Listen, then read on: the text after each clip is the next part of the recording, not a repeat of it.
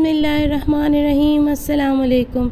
रमज़ान में जब पकौड़े और समोसे खा के थक जाएं तो कुछ समझ ना आए कि इफ्तारी में क्या बनाएं, तो झटपट से ये मज़ेदार पीटा ब्रेड के चिकन चीज़ सैंडविचेस जो हैं वो बनाएं। झटपट से रेडी हो जाएंगे, बच्चे बड़े सब बहुत ही ज़्यादा पसंद करेंगे और कोई ख़ास मेहनत भी नहीं लगेगी इसमें। और जब एक बार बनाएंगे तो बार बार इसकी फरमाइश होगी। तो आप लोगों ने वीडियो को स्किप नहीं करना है, एंड तक देखना है।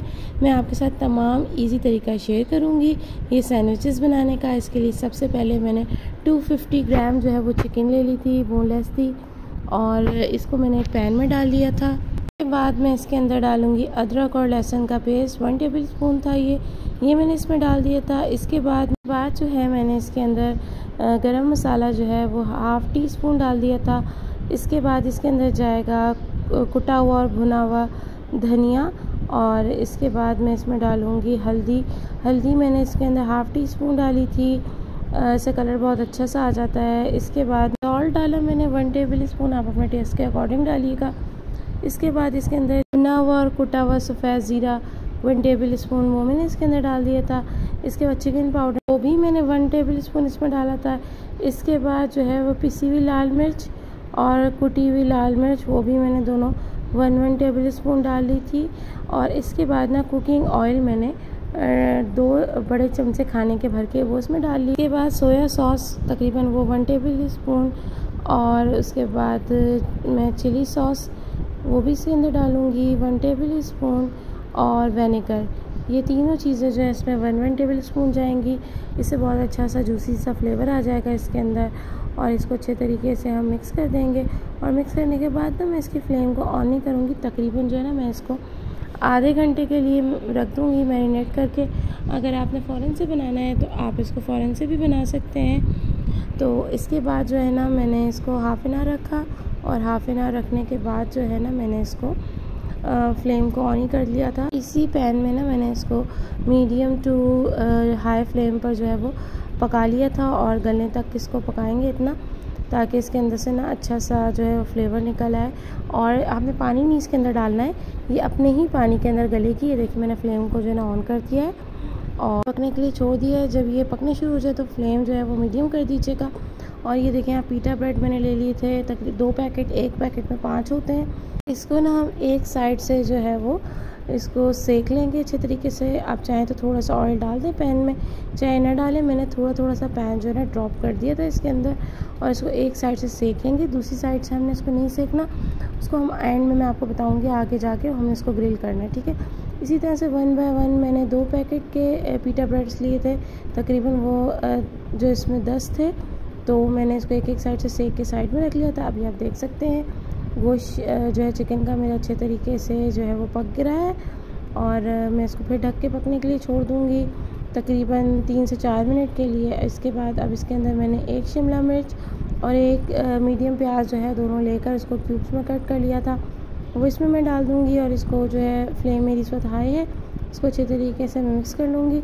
तकरीबन ये दोनों वेजिटेबल्स भी डाल के ना हम इसको 2 से 3 मिनट के लिए हम इसको पकाएंगे, ताकि जो है ना ये जो हमारे वेजिटेबल्स हैं ये भी सौते हो जाएं। और अब ये फ्लेम को मैं बंद कर दूँगी, मेरा रेडी है ये। अब हम जो है सॉस की प्रिपरेशन करेंगे। इसके लिए मैंने इसके अंदर जो है वो 2 खाने के चमचे ऑयल डाला था, और 2 ही खाने के चमचे मैंने इसके अंदर जो है ना मैदा डाला था। दोनों की क्वांटिटी सेम होगी तो काफ़ी अच्छी सी बुनाई हो जाएगी इसकी। आप चाहें तो बटर भी यूज़ कर सकते हैं, ठीक है। और अगर आप सॉस कम या ज़्यादा बनाना है तो अपने जो है वो क्वांटिटी के हिसाब से एडजस्ट कर लें। इसके बाद मैंने 1 कप इसके अंदर दूध डाल दिया था, और दूध रूम टेम्परेचर पे होना चाहिए। इसके बाद जो ये थोड़ा सा थिक हो जाएगा तो उसके अंदर चिकन पाउडर डालेंगे, और थोड़ा सा सॉल्ट, और जो है ना रेड चिली फ्लेक। इससे ना बहुत अच्छा सा टेस्ट आ जाएगा। ये देखें आप बिल्कुल कितना अच्छा गाढ़ा सा हो गया। अच्छा, अब इसके अंदर ना 3 खाने के चमचे मैंने ना पाउडर मिल्क डाला है। आप इस स्टेप को ना कोशिश करें स्किप नहीं कीजिएगा। आपकी जो सॉस है ना बड़ी अच्छी सी चीज़ी सी रेडी होगी, बड़ी थिक सी, और टेस्ट बहुत अच्छा सा आएगा। अब जो है ना मैंने तमाम ब्रेड की जो साइड जो मैंने सेकी थी उसके ऊपर मैंने ये अपना सॉस लगा दिया है सब पे 1 बाय 1। अब इसके बाद चिकन में डालूँगी इसके अंदर। आप सब पे अच्छे तरीके से चिकन जो है वो डाल दीजिए, और इसके बाद जो है मैं इसके ऊपर केचप लगाऊँगी। देखिए 1 बाय 1 मैंने तमाम जो है अपने चिकन तमाम पीटा ब्रेड्स के ऊपर डाल दी है मैंने। मेरे बच्चे बहुत ही ज़्यादा शौक़ से पसंद करते हैं। आप लोग भी बताइए, बनाइएगा। ये बहुत ही कम मेहनत में और बजट में रहते हुए बड़े मज़ेदार सी आपके ये सैंडविचेस रेडी हो जाते हैं। और आप ये देखिए, मैंने सब पे केचप की जो है टॉपिंग कर दी है।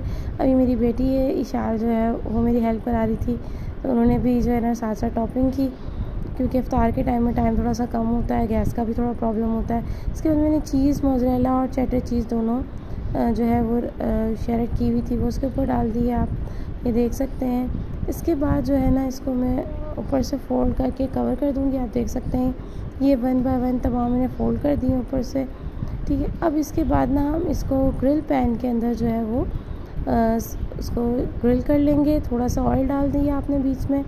इसके बाद अपने पैन को गर्म कर लिया और इसके बाद जो अपना सैंडविच जो है वो एक साइड से रखते हुए इसको मूव करना है, एक साइड पे नहीं रखना, वरना जो है ना ये जल जाएगा। सलसल एक जगह से दूसरी जगह करते हुए आपने इसको ग्रिल कर लेना है अपने पीटा ब्रेड सैंडविचेस को। और आप ये देख सकते हैं ये दोनों साइड से ग्रिल हो चुके हैं और अच्छा सा कलर आ चुका है। इसी तरह से 1 बाय 1 आप तमाम सैंडविचेस को जो है वो ग्रिल कर लेंगे। इसकी सबसे अच्छी बात ये है कि बाज़ लोग होते हैं उनको ओवन यूज़ नहीं करना आता या ओवन नहीं होता, तो आप इसमें बड़े अच्छे से आप सैंडविचेस बना सकते हैं।